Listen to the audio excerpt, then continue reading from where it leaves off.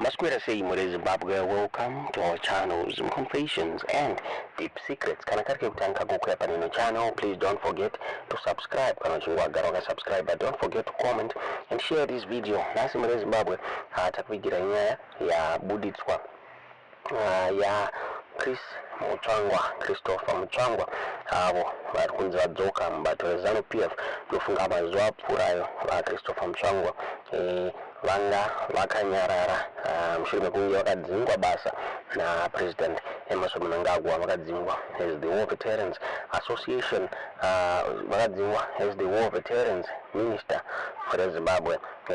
Zvakare ndofunga tatava kuona press conference achikolwa naFarai Marapira anova information director rimabasa raimboitwa naVaChristopher Mutsvangwa. Vakawanda vibvunza kuti what's next for Christopher Mutsvangwa, and it seems as if vari kuita vachidzokerana naPresident Emmerson Mnangagwa. Ndofunga pane the first press conference yavo yavakapa mushure mekunge vadzoka vakataura about zvinhu zvakawanda vachipa mapraises kuna his boss President Emmerson Mnangagwa mureZimbabwe. Singadi kuwesta nguva yenyu toti mungonzwa this audio ya Christopher Mutsvangwa muridza zvamuri kufunga pamusoro penyaya iyi mucomment section. 375. I'm going to just confirm. It's 375th ordinary session. It's our second meeting of the year. Yeah. We can start. Okay. Well, today we have the highlights of the 375th meeting of the Politburo of ZANU PF, which was the second meeting of this year.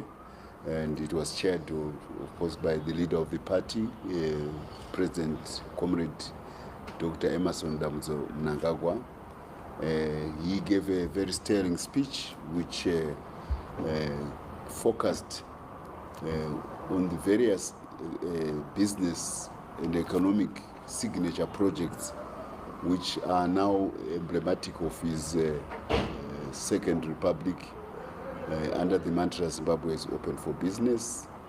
He has today he just had a tour of a factory in Harare, a big milling factory, a new one, which is in the top 3 or 4 nationally, and this has been built by Champion Foods, local entrepreneurs who are now joining the post-colonial traditional white businessmen of Zimbabwe who have been key players in the food sector, food processing sector of Zimbabwe to date.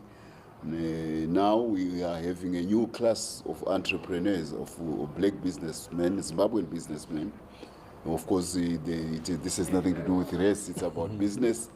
And they have shown by opening this huge factory in Tin World called Champion Foods that they can get into the food processing industry and bring more affordable and diverse choice to the consumer in Zimbabwe. So the president had officiated on that. Thereafter, he came to the Politburo, where he highlighted the increasing cohesiveness of Southern African countries under the banner of SADC. But beyond that, tying themselves up with other regional players, where Africa is becoming more confident and more assertive of its position in global affairs.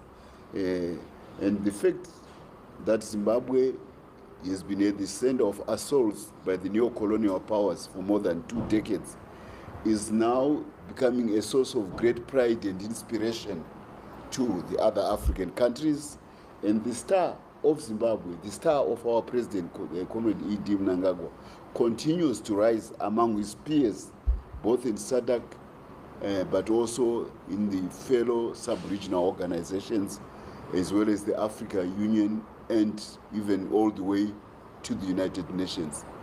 There is increasing appreciation of the correctness of the policies which Zimbabwe has pursued in the Second Republic in giving Zimbabwe a resilient economy which is now taking full advantage of our bountiful resources and is exciting boardrooms, not only within Zimbabwe, within the sub-region, but also across the globe. We have financial players in South Africa taking an active interest in what is going on in Zimbabwe for the first time. You know, we've been under sanctions for 2 decades, and our neighbors in South Africa are the best financial cadres on the continent.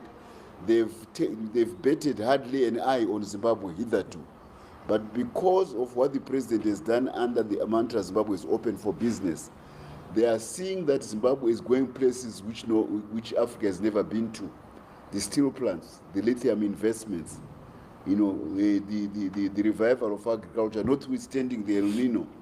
All these are beginning to make a mark in the financial cadreship in Santon and in South Africa. And also the discovery of natural gas in Zimbabwe and even the prospect of petroleum.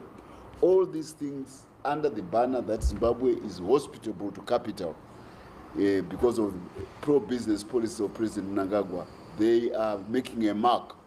So these were the 2 cornerstones of his address: our rising diplomatic star, but also our increasing, our robust footprint in the regional economic revival of Africa.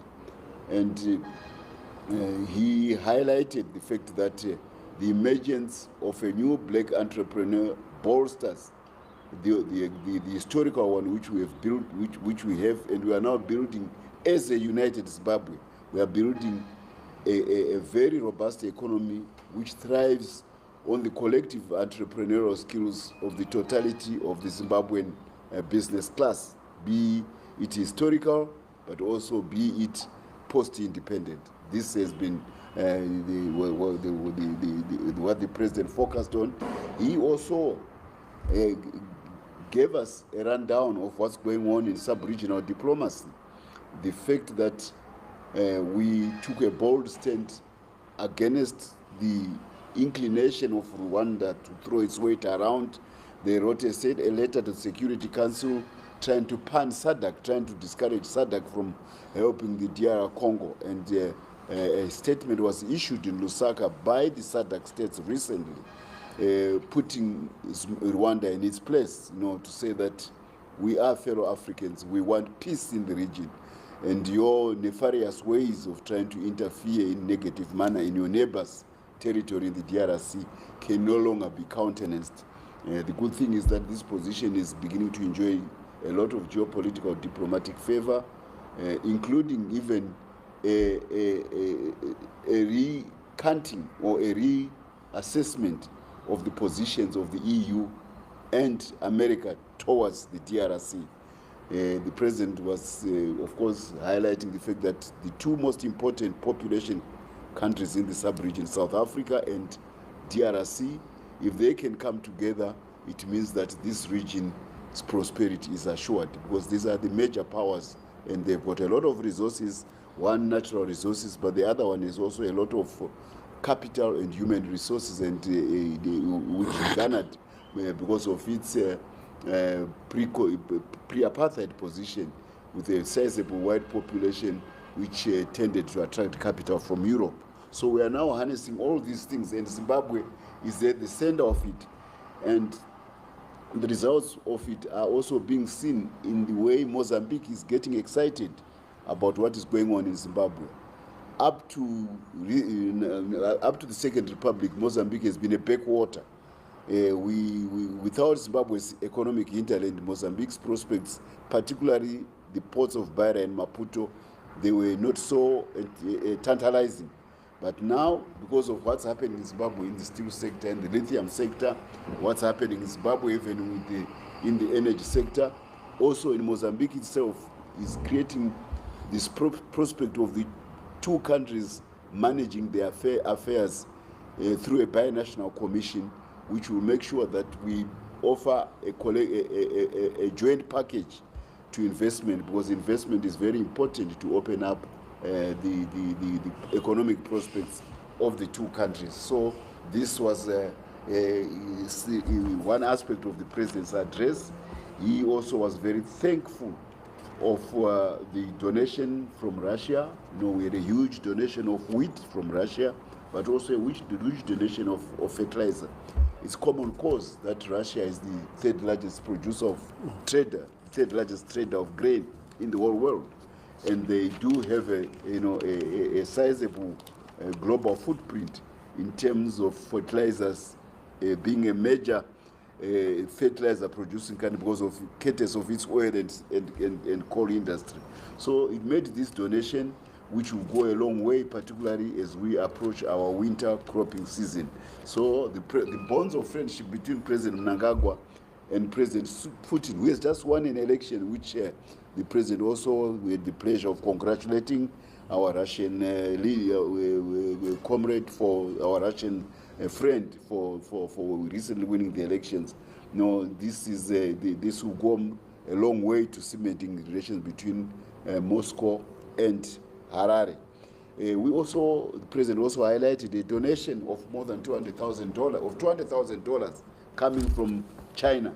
This donation is towards the Chitepo School of Ideology, which he himself, the president, has been putting a lot of funds. The president went back in memory lane when in 1963 and 64, he went to China as one of the pioneer recruits of the fledgling National Liberation Army, which is now, of course, which became ZIPRA and ZANLA later and became the Zimbabwe Defense Forces.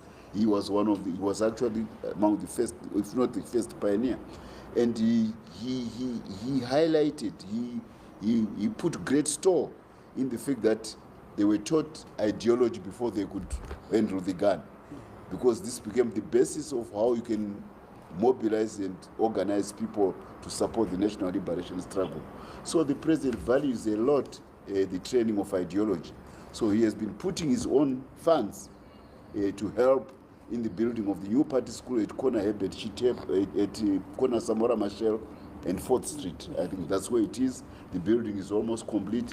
And this donation from the Chinese will go a long way towards equipping that school with the requisite learning material. China is its party school has become almost a place of pilgrimage, even by the best business people from America, because they admire the way the Chinese have built a modern economy in 40 years, all stemming from the correct ideological orientation being imparted by this Communist Party school in Beijing.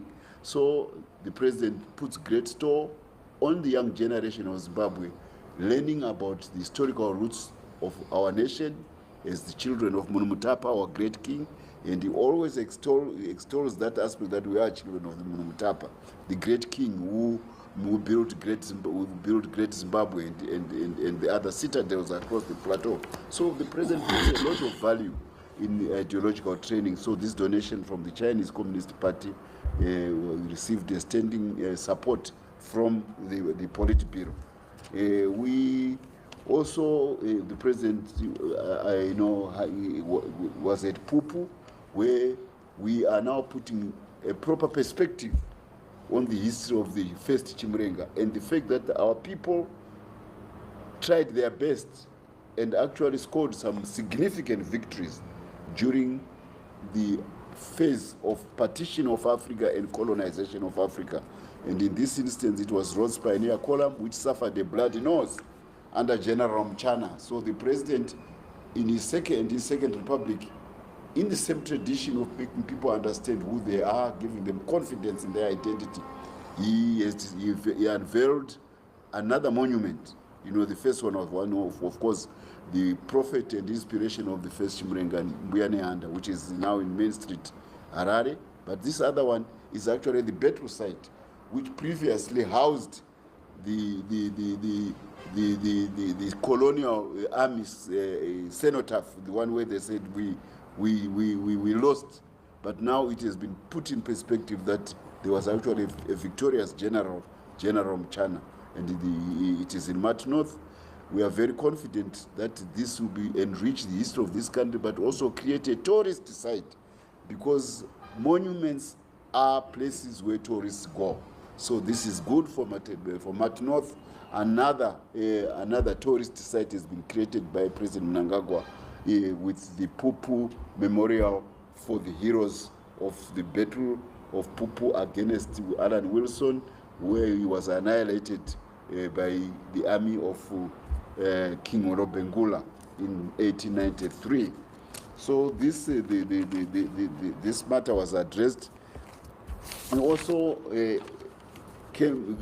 made a recommendation, a resolution, that all the founders of the frontline states of our liberation struggle, that is President Nyerere, President Samora Machel, President Neto, President Kaunda, and Tseretse Khama, they need to be honored at the Tanzania School of Ideology, which is becoming a very popular place for us to share experiences as liberation movements who fought against colonialism, settler minority rule, apartheid, and racism.